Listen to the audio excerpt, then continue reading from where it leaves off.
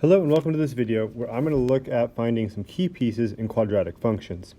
Now, a couple of the key pieces that we need for our quadratic functions, we need the vertex, we want the y-intercept, and we would like to get some x-intercepts if possible.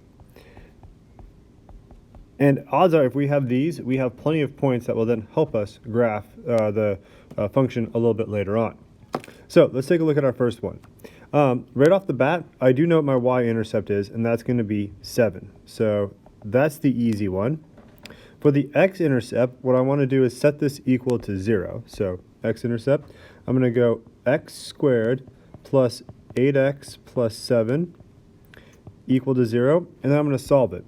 Now here, this one is a nice one that just factors really nicely, and I get x plus 7, x plus 1. Therefore, my x-intercepts are going to be at -7, 0 and -1, 0.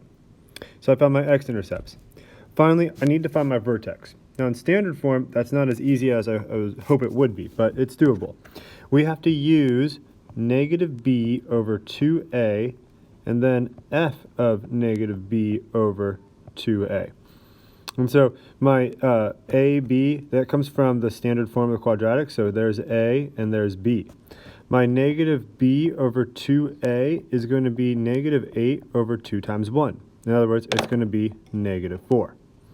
So what I do with that is I take my -4 and I'm going to plug it into my x values there. And so that gives me -4 quantity squared plus 8 times -4 plus 7. I simplify this, I'm going to get 16 minus 32 plus 7.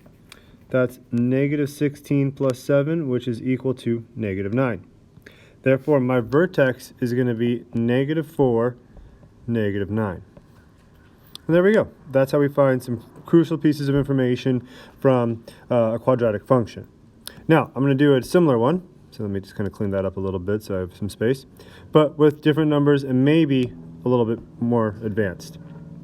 So here, my y-intercept, right there at -6. So the y-intercept is going to be at 0, -6.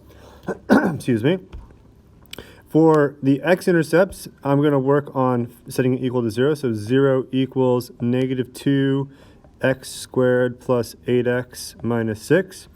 And here, I'm going to make my life a little easier. I'm going to take out a 2. Actually, I'm going to take out a -2 to get -2 times the quantity x squared minus 4x plus 3. And now what I can do is just focus on this, which is a lot smaller. And that looks like x minus 3, x minus 1. And that's set equal to 0.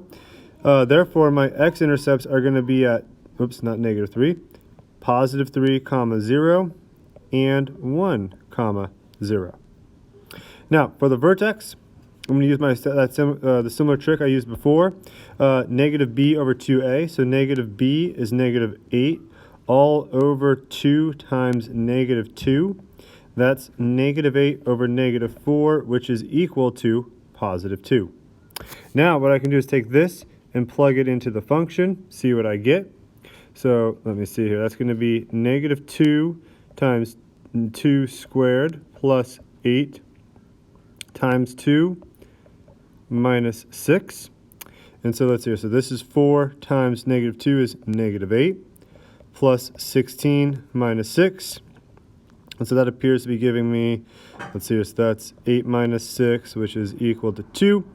And my vertex is going to be at 2, 2. And there we go.